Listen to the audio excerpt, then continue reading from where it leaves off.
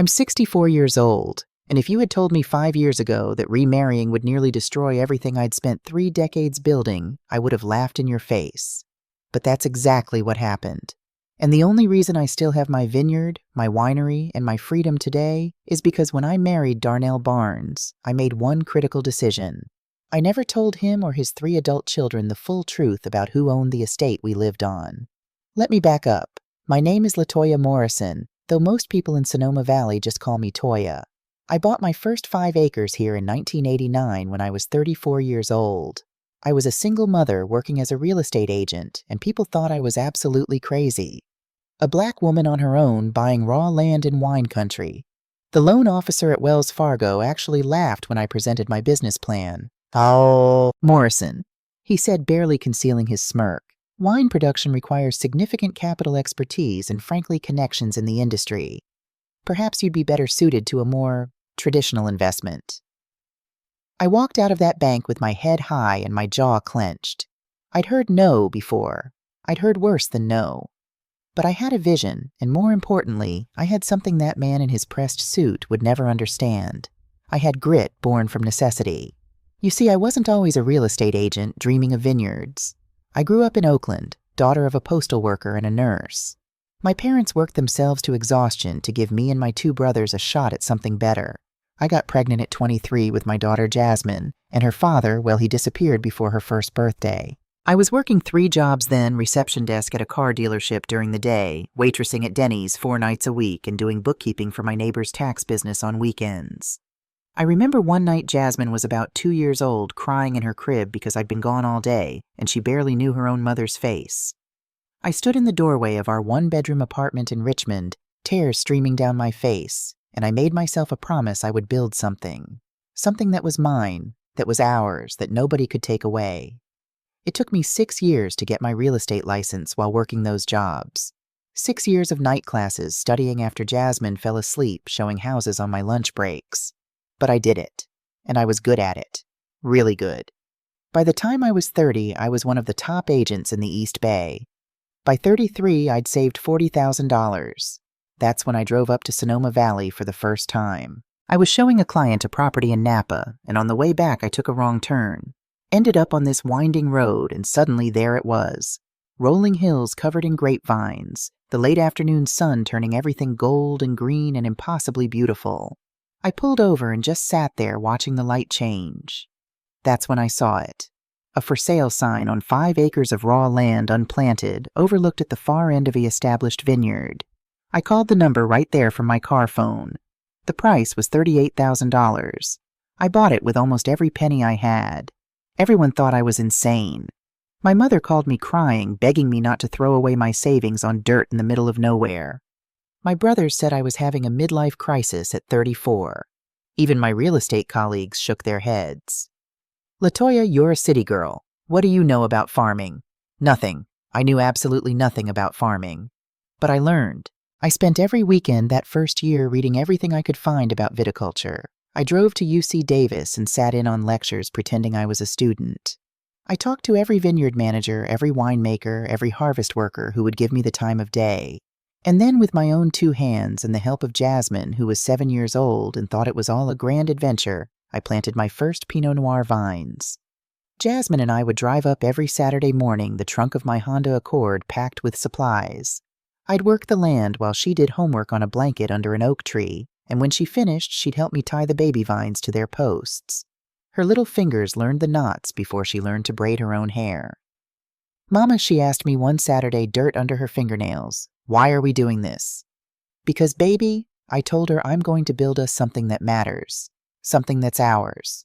It took 3 years before those vines produced anything worth harvesting. 3 long years of working my real estate job during the week, driving up every Friday night, sleeping in a tent on the property, working the land all weekend, then driving back Sunday night. 3 years of people in town taking bets on when I'd give up and sell. But I didn't give up. By 1995, I had 15 acres planted and my first vintage bottled. 300 cases of Morrison Estate Pinot Noir. I sold them all out of my car trunk and at farmers markets. By 2000, I'd expanded to 50 acres and opened a tiny tasting room, really just a converted barn with a folding table and some borrowed glasses. The year 2003 nearly broke me. A bacterial infection swept through half my vines. I was 48 years old, staring at $100,000 in losses, and the bank wanted to call my loan. I remember standing in that vineyard at 2 a.m, praying to God, to my grandmother's memory, to anyone who would listen. I didn't sleep for 3 weeks. I worked with my vineyard manager I'd hired, Carlos Rodriguez, by then a genius with vines, who believed in my dream, and we cut away the infected plants, treated the soil, replanted. I took out a second mortgage on my house in Oakland. I sold my car and bought a used truck. I made it work because failure wasn't an option. By 2010, Morrison Estate Winery was on the map. 75 acres of prime Sonoma Valley terroir, a beautiful stone winery building I'd designed myself a tasting room that seated 40 people in wines that were getting written up in Wine Spectator. Do you know what it takes for a single black woman to build something like that? The 16-hour days. The bank loans I had to personally guarantee with my house, my car, my future. The harvest seasons when I was out there at 2 a.m. checking the crush, my hands stained purple, my back screaming. The late payments I juggled to keep the lights on. Every single decision, every risk, every victory that was me. Mine. But there was a cost I didn't want to see. By the time I turned 60, Jasmine had graduated from UC Davis with a degree in viticulture, but she'd chosen to work at a winery in Napa instead of joining the family business. When I asked her why, she looked at me with eyes that held too much hurt. "Mom, this has always been your dream, not ours. You built this place, but you barely built a relationship with me." That hit harder than any bank rejection ever had. She was right. I'd been so focused on creating security, on building something that would prove everyone wrong, that I'd missed soccer games and school plays. I'd brought work to every holiday dinner. I'd chosen the vineyard over my daughter more times than I could count. By 60, my estate had grown to 150 acres. The property was worth at least $8 million, probably more. I wasn't wealthy, but I was comfortable, secure, proud of what I'd built. And I was lonely. So profoundly, achingly lonely. I lived in the farmhouse on the property, a beautiful 3-bedroom I'd renovated myself, and I'd wake up some mornings and realize I hadn't had a real conversation with anyone besides Carlos in days. I'd spent 30 years building walls of success around me, and now those walls felt like a prison. That's when I met Darnell. It was at a charity wine auction in San Francisco, one of those glittering events where Silicon Valley money meets wine country prestige. I almost didn't go. I hate those things, if I'm honest, too much posturing, too many people trying to impress each other. But my distributor insisted it would be good for business, so I put on my best dress and showed up. Darnell Barnes bid on a case of my 2015 Reserve Pinot Noir. He bid high too, beating out 2 other collectors. When he won, he came straight over to introduce himself. Mrs. Morrison. He was tall, maybe 6'2", with silver hair and warm brown eyes. Handsome in that distinguished way some men achieve in their 60s. "I've heard wonderful things about Morrison Estate. I've been trying to get my hands on your reserve for 2 years. "It's Ms. Morrison," I corrected, but I smiled. "And you could have just visited the tasting room." "Where's the fun in that?" He laughed, a rich, genuine sound. "I'm Darnell Barnes, retired investment banker, amateur wine enthusiast, and as of tonight, the proud owner of 12 bottles of what I'm told is the best Pinot Noir in Sonoma Valley." We talked for an hour that night. He knew wine, really knew it. We discussed terroir and oak aging and the challenges of the 2015 growing season. He listened when I talked about being one of the few black women winery owners in the valley, and he didn't do that thing some white people do where they get uncomfortable or overly performative about it. He just listened. "I'd love to visit your tasting room sometime," he said as the event was ending. "Learn more about your process." "Come by this weekend," I heard myself say. "I'll give you the full tour." He visited that Saturday, then the next Saturday. By the 3rd visit, we were having dinner together. Darnell was recently widowed. His wife had died 2 years earlier. He talked about her with what seemed like genuine grief about the hole her death had left in his life. He'd been an investment banker for 35 years, had retired comfortably, and now spent his time playing golf and apparently pursuing his passion for wine. He was attentive in a way I wasn't used to. He brought me first edition books about winemaking, beautiful old volumes with leather bindings. He planned trips to Carmel and Mendocino, romantic getaways where we'd visit other wineries and walk on the beach. He listened to me talk about the challenges of running a winery in an industry still dominated by men, and he seemed genuinely fascinated by my story. "You're extraordinary, LaToya," he told me one evening as we watched the sunset over the western vineyard. "What you've built here, what you've overcome, it's remarkable." I'd spent so much of my life fighting to be taken seriously, fighting to prove myself that having someone simply admire my accomplishments felt like water in a desert. Looking back, I can see exactly what I missed. But at the time, I was just a 60-year-old woman who'd been alone for most of her adult life, finally feeling seen, feeling wanted, feeling like maybe I deserved something for myself beyond work and worry. We got engaged after 8 months. He proposed at sunset at the western edge of my property, the spot with the sweeping view of the valley. He had a ring that must have cost $20,000 and tears in his eyes when he asked me to marry him. "LaToya, I know we haven't known each other long," he said, "but at our age, why wait? I want to spend whatever time we have left making you happy."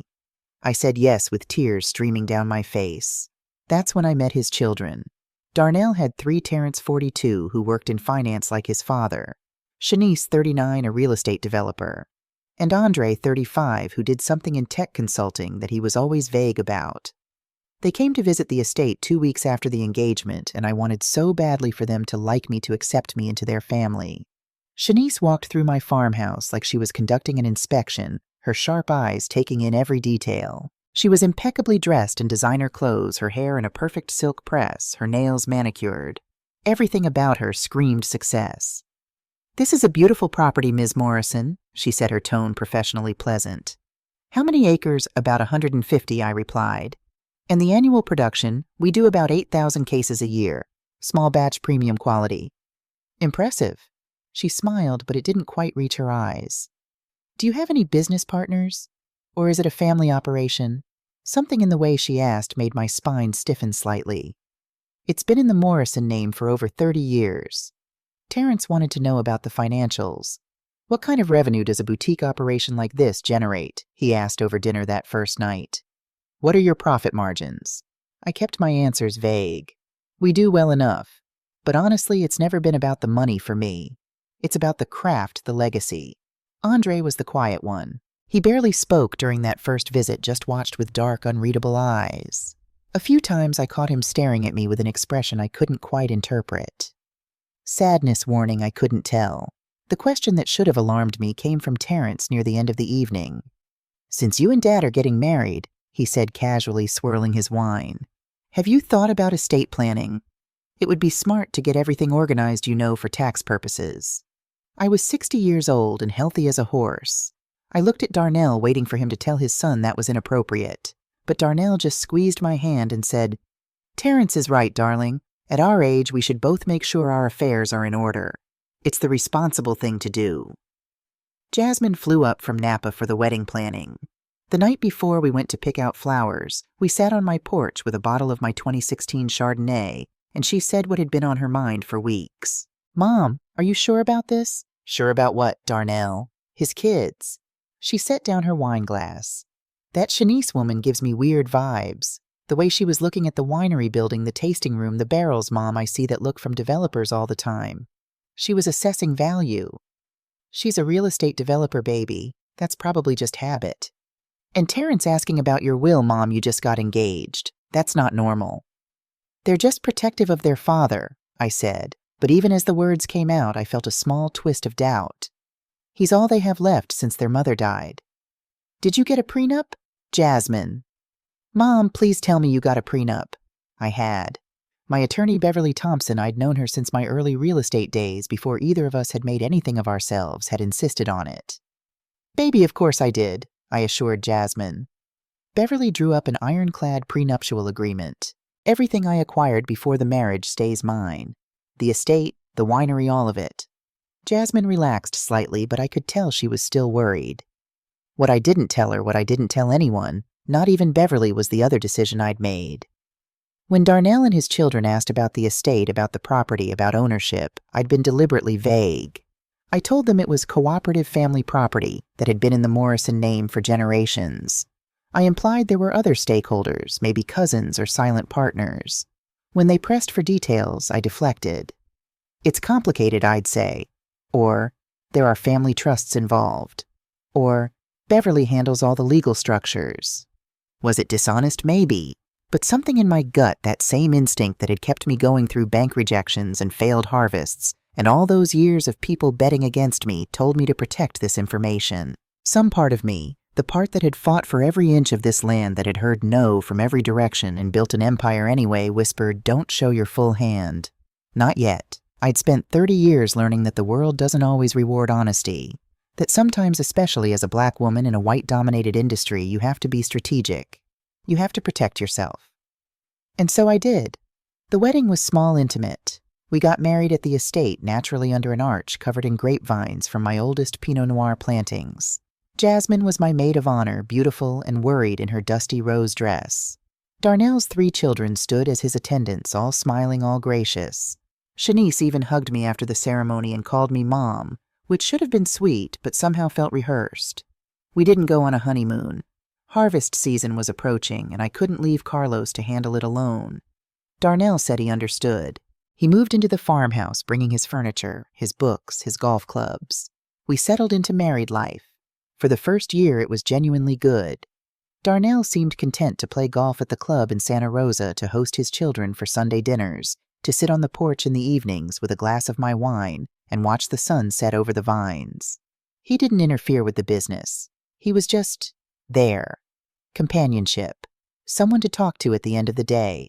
Someone to share meals with. I thought maybe finally I'd found my happy ending. But I was wrong. Because in year 2, everything started to change. It started small. So small I almost missed it. About 13 months into our marriage, Darnell mentioned updating our life insurance policies. We were having breakfast on the porch, watching the morning fog roll through the vines, and he slid a form across the table. "Just standard stuff, baby," he said, buttering his toast. "Making sure we're each other's beneficiaries. At our age, we need to be responsible about these things." I picked up the form and started reading. Really reading. That's when I noticed it wasn't just about life insurance. Buried in the 3rd page was language about financial power of attorney authorization to make decisions about property and assets in the event of incapacitation.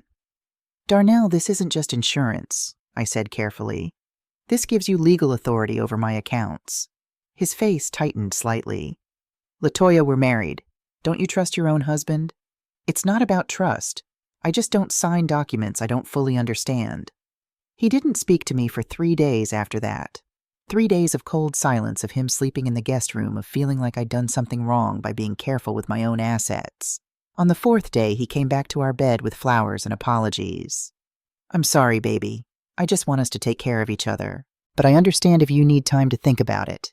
I never signed that form, but the fact that he'd tried sat in my stomach like a stone. Then Terrence started visiting more often. Always alone, always with some helpful suggestion. "Dad mentioned you might want to expand distribution," he said one Saturday, standing in my winery office. "I have connections in the Midwest market, but I'd need to see your books first just to understand the financials." "Thanks, Terrence, but Carlos and I have the business side handled. We're happy with our current distributors." His smile was tight. "You know, Latoya, we're family now. We want to help. That's what families do." Something about the way he said family made my skin crawl. Shanice was more brazen. She showed up one Tuesday afternoon with a real estate appraiser. "Just for insurance purposes," she explained as this stranger walked through my property with a camera and measuring tape. "With climate change and fire risks in California, you need to make sure you're properly covered." I already had excellent insurance. I'd been managing this property for 30 years. "Shanice, I appreciate the thought, but I need you to stop bringing people onto my property without asking first." "Of course, Mom." She smiled that professional smile. "I'm just looking out for you. You know, comparable properties in Sonoma are going for 12, even 15 million these days. You should know what you're sitting on." After they left, I found Carlos in the barrel room. He was checking on our aging Pinot, and he looked upset. "Miss Latoya," he said quietly, "that woman, she was asking me questions about the property lines, about whether you own the water rights, about the equipment. I didn't like it." Carlos had been with me for almost 20 years. He knew this land almost as well as I did. "What did you tell her?" "Nothing. I told her to ask you." He paused. "Miss Latoya, I don't want to speak out of turn, but those people, they don't feel right." "I know, Carlos. I know." But Andre was the one who truly unnerved me. He'd come over for Sunday dinners with the rest of the family, but he'd barely eat. He'd just sit there watching his eyes moving between me and his father, like he was witnessing something terrible in slow motion. One Sunday he followed me into the kitchen when I went to get dessert. "Mrs. Morrison," he said quietly, glancing toward the dining room where Darnell and his siblings were laughing. "I need to tell you some Andre." Shanice appeared in the doorway. "Come help me with Dad's chair. His back is acting up." Andre's jaw clenched. He looked at me with desperate eyes, opened his mouth, then closed it and left. What had he wanted to tell me? That night after everyone had gone, I asked Darnell about Andre. "He seems troubled," I said. "Is he okay?" Darnell waved it off. "Andre's always been the sensitive one. Too much time alone thinking too much. Don't worry about him." But I did worry, because something in Andre's eyes had looked like a warning. By year 3, Darnell was getting more insistent. Not just about the documents, but about my will, my financial planning, my future arrangements. "Latoya, you're being unreasonable," he said one night, frustrated after I'd refused to meet with his estate attorney. "All I'm asking is that we plan together, as a couple. We have planned together. We have a prenup. Everything's clear." The prenup was before we really knew each other. His voice took on an edge I hadn't heard before. "Things are different now. We're a family." There was that word again. Family. Then came the day that changed everything. I had a meeting with my distributor in San Francisco. I left early in the morning expecting to be back by dinner. But the meeting ended early. My distributor wanted to increase our order, and we wrapped everything up by 2 o'clock. I decided to surprise Darnell, maybe pick up his favorite Thai food on the way home. I pulled into the estate around 3:30 and saw Terrence's BMW and Shanice's Mercedes parked near the Winery building. That was odd. Darnell hadn't mentioned them visiting. I walked toward the building, and that's when I heard voices coming from my office. My private office in the Winery, the one I kept locked, the one where I kept all my business records. The door was open. I stood in the doorway and saw them, Darnell, Terrence, and Shanice. My filing cabinet was open. Papers were spread across my desk. Shanice was taking photos with her phone. They didn't notice me at first. Terrence was reading from a property deed.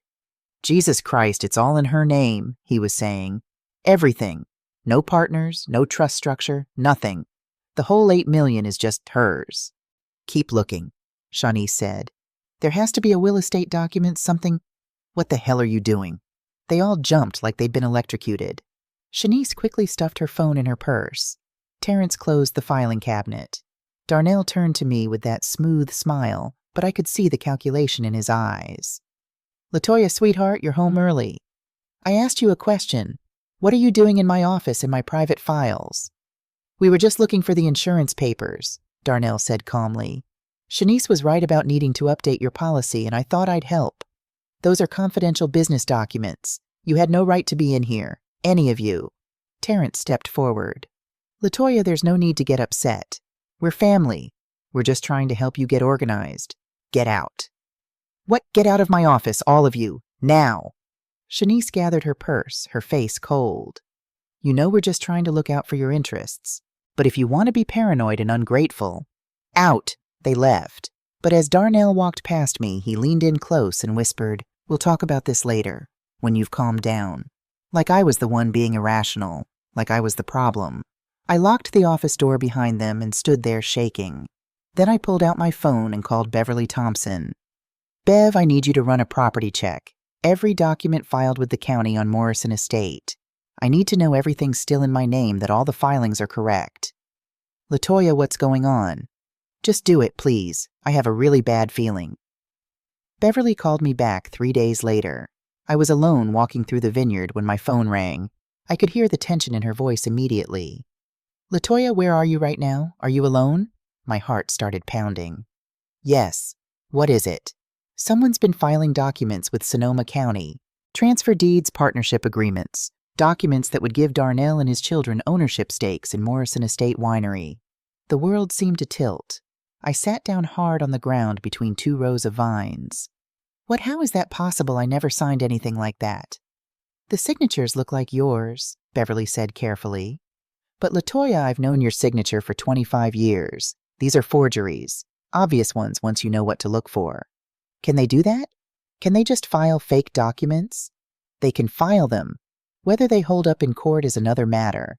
But Latoya, this is serious. This is fraud. This is a crime.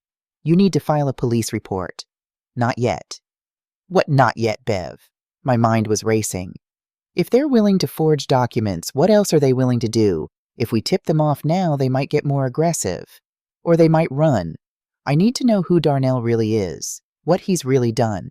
Latoya, can you recommend a private investigator? Someone good, someone discreet. She was silent for a moment. Then Raymond Williams, former SFPD detective. He's thorough and he's trustworthy. I'll send you his number. Thank you, Bev. And please don't tell anyone. Not yet. I sat there in the dirt of my vineyard for a long time after that call looking at the vines I'd planted with my own hands 20+ years ago. The sun was setting, painting everything in shades of gold and crimson. How had I been so blind? That night I went home and acted normal. I made dinner. I asked Darnell about his day. I pretended everything was fine even though my skin crawled every time he touched me. He never apologized for being in my office, never even mentioned it. The next morning I called Raymond Williams. Mr. Williams, I need you to investigate someone for me. My husband, Darnell Barnes. I need everything. His financial history, his marriages, his children, everything.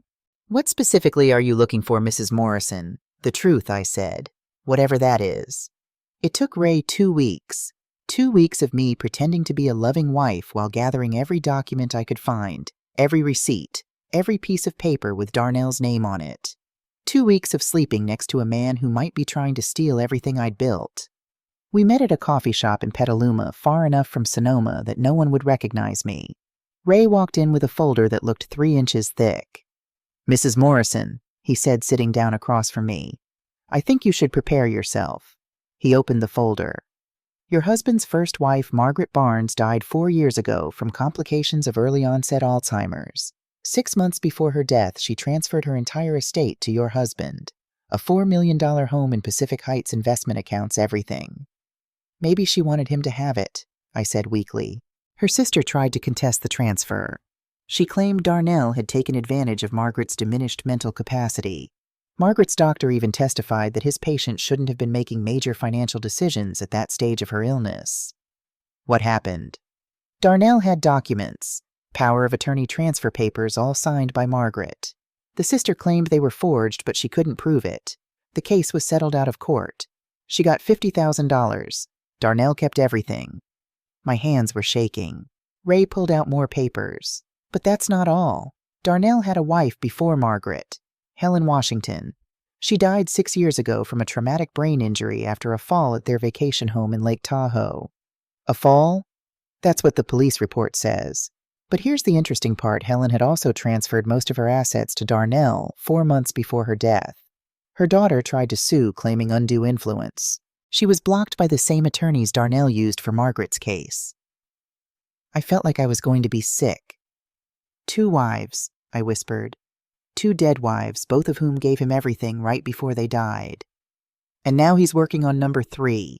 Ray's expression was grim. Mrs. Morrison, I also looked into his children.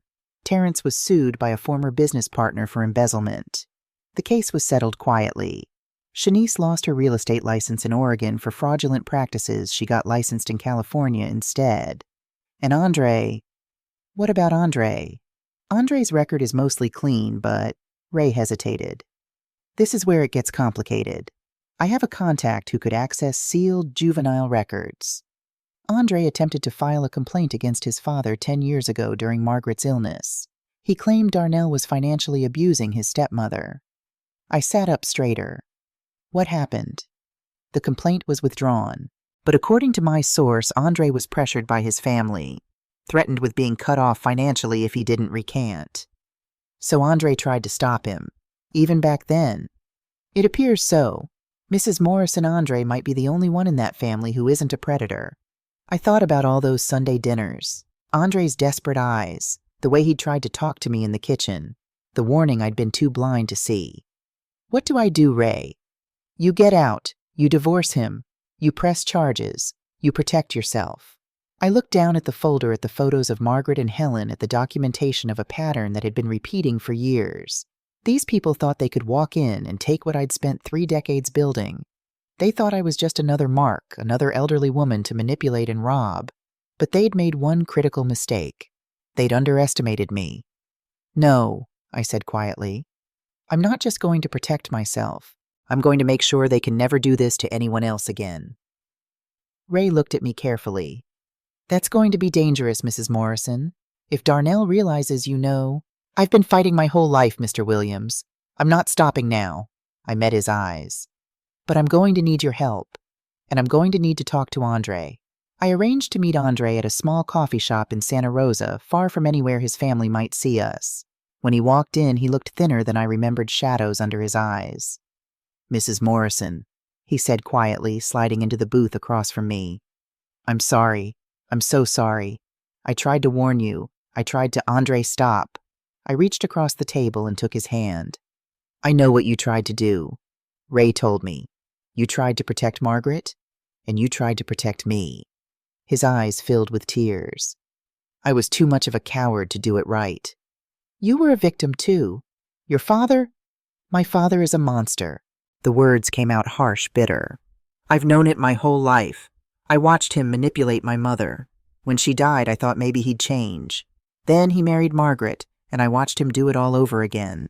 The way he'd isolate her, confuse her, make her think she was losing her mind even before the Alzheimer's really took hold. Why didn't you go to the police? I tried. I filed a complaint. But Terrence and Shanice convinced me to drop it. Said I was being paranoid that Dad really loved Margaret, that I'd destroy the family if I kept making accusations. He wiped his eyes. They gave me an ultimatum, drop it or be cut off. I was 25, still in grad school, dependent on them. So I dropped it. And Margaret died. And Margaret died. And then Helen. And then you showed up and I thought, God, not again. Not another one. I tried to warn you at the wedding. That day in the kitchen I was going to tell you everything, but Shanice stopped me. She knew. She always knows when I'm about to break. I squeezed his hand. Andre, I need your help. I need you to testify against them. All of them. Your father, Terrence, Shanice. I know it's asking a lot. Yes. He didn't even hesitate. Yes, I'll do it. Whatever you need. I should have done this years ago. It's not going to be easy. They'll come after you.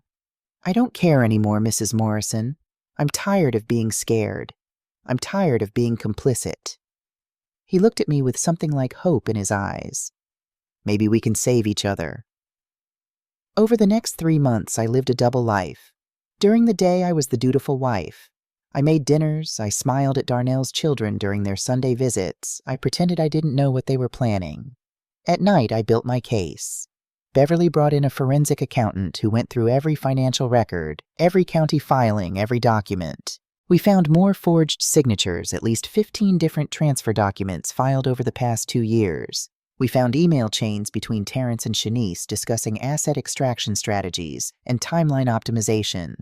But the most damning evidence came from Andre. He'd been keeping records for years. Photos of documents his father had forged. Recordings of family meetings where they discussed their business model, that's what they called it, like systematic elder abuse was just another investment strategy. Text messages from Darnell to his children about how to handle me, how to gain my trust, how to isolate me from Jasmine and my friends. Ray also found the connection to a lawyer named Marcus Chen who'd helped Darnell with both Margaret and Helen's estates. Chen had been disbarred 6 months ago for ethics violations, but he was willing to testify in exchange for immunity. He confirmed that Darnell had brought him forged documents for both previous wives. It was always the same pattern, Chen told us in a deposition. Get them to trust him, isolate them from family file fake documents, wait for them to die or become incapacitated. He's been running this con for at least 15 years.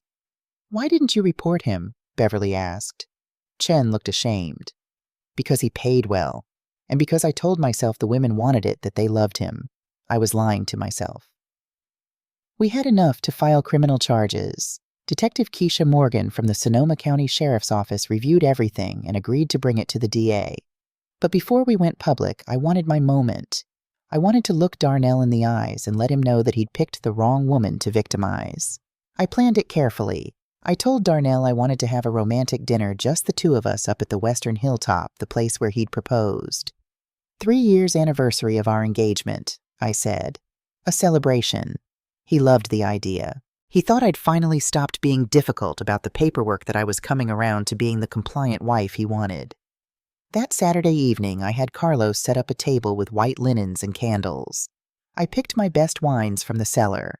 I wore the blue dress Darnell liked. What he didn't know was that Beverly Ray and Detective Morgan were positioned in the vineyard below with recording equipment and backup officers on standby. Darnell arrived at sunset, smiling, carrying flowers. "This is beautiful, baby, just like when I proposed." We sat down. I poured the wine. We made small talk about the weather, about the upcoming harvest. He was relaxed, happy, thinking he'd won. Then I said it. "Darnell, I've been thinking. You're right about the estate planning. At our age, we should have everything in order." His eyes lit up. "I'm so glad you're finally seeing reason, LaToya. Actually, I was thinking of making you the primary beneficiary of everything. The whole estate. All 150 acres, the winery, the business. Everything." I'd never seen anyone's face change so fast. Pure greed, naked and undisguised, flooded his features. That's wonderful, baby. That's what marriage is supposed to be about. I just have one question first." "Anything, sweetheart." "Why did you file transfer deeds without telling me?" The color drained from his face. What are you talking about?" I pulled out a folder from under my napkin, opened it, showed him copies of the forged documents. "These Darnell, with my forged signature, filed with the county over the past 2 years." For a long moment, he just stared at the papers. Then he looked up at me and his whole demeanor changed. The warm, loving husband disappeared, replaced by something cold and calculating. "You've been investigating me. I've been protecting myself, just like Margaret's sister tried to do, just like Helen's daughter tried to do." His jaw tightened. Those women were your victims, just like you thought I'd be." He stood up abruptly, knocking over his wine glass. Red liquid spread across the white tablecloth like blood.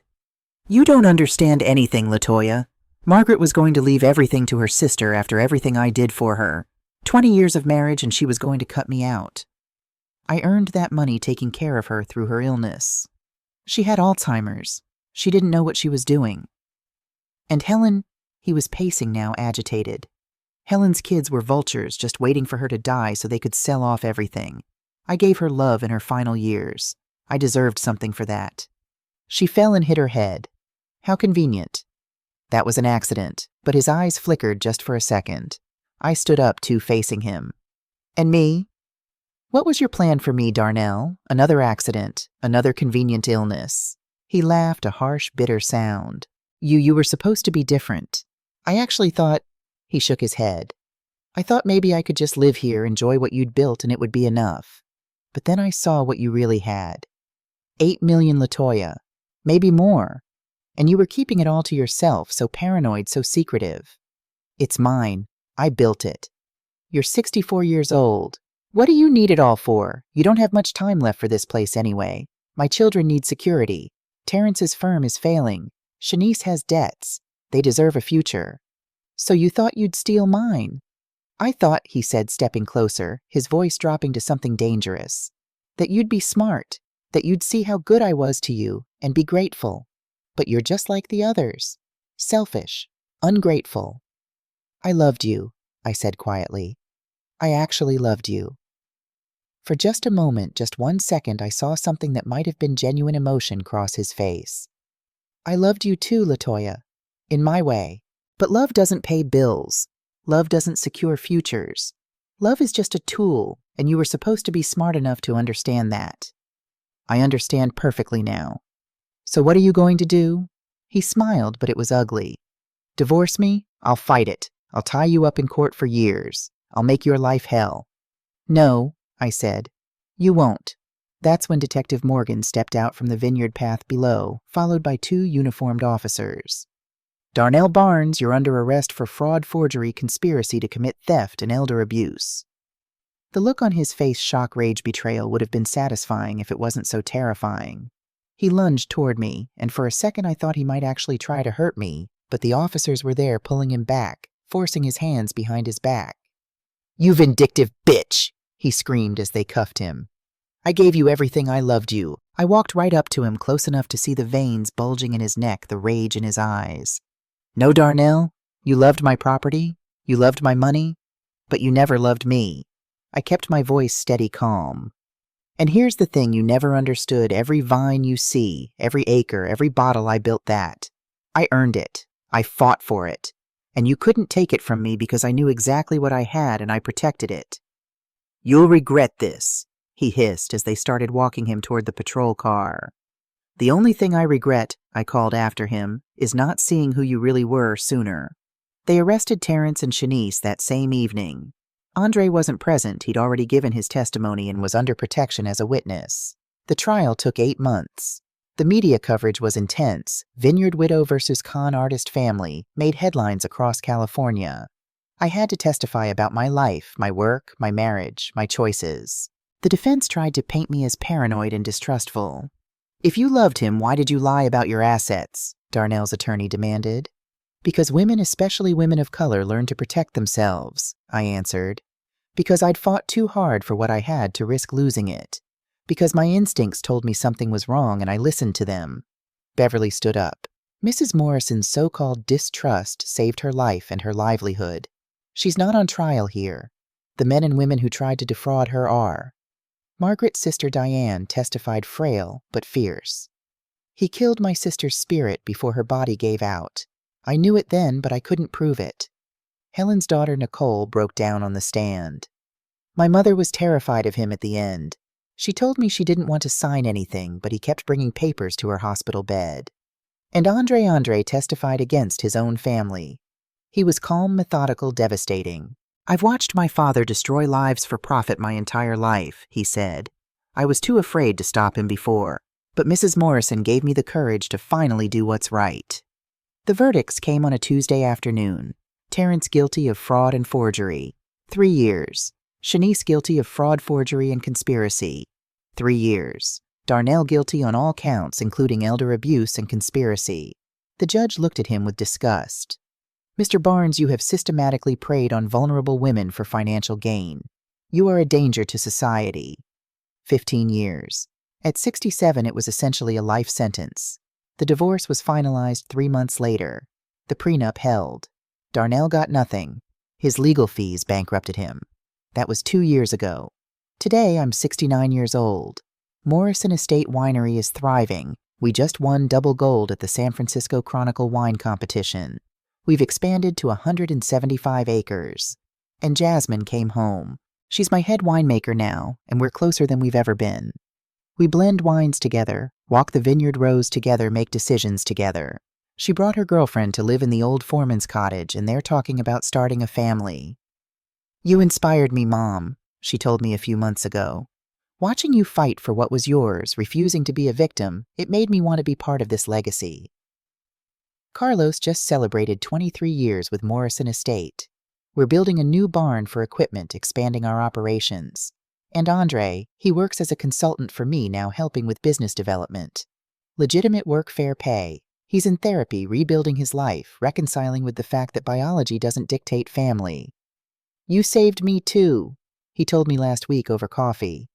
We saved each other, I corrected him. I never remarried.